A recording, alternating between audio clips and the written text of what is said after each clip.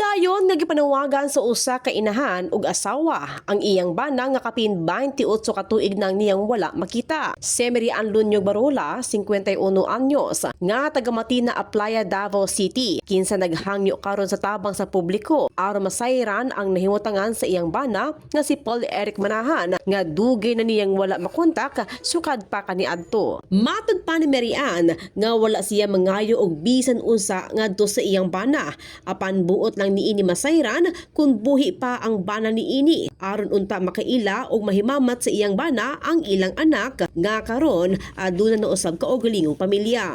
Na Paul Eric Manahan, kung buhay ka pa, magmawag ka naman sa amin or alam mo naman kung saan kami nakatira, di ba?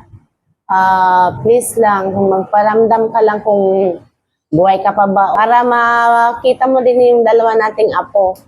Nasayran nga ni atong Disyembre 16, 2025. Unang nanawagan si Mary Ann sa Brigada News FM Davao kabahin sa nahimutangan sa iyang bana nga bisan pa man sa milabay nga tuig. Padayon gihapon ang iyang paglaom nga usa ka adlaw magpakita kini o magpahibalo sa iyang nahimutangan. Busa alang sa bisan kinsa nga aduna impormasyon o nahibalo sa nahimutangan ni Paul Eric Manahan, mahimong i-contact lamang si Mary Ann sa iyang numero sa 0951-770-3548. In the heart of changing lives. Ako si Brigada Justin Rose Pabi sa 93.1 Brigada News FM Davao, The Music and News Authority.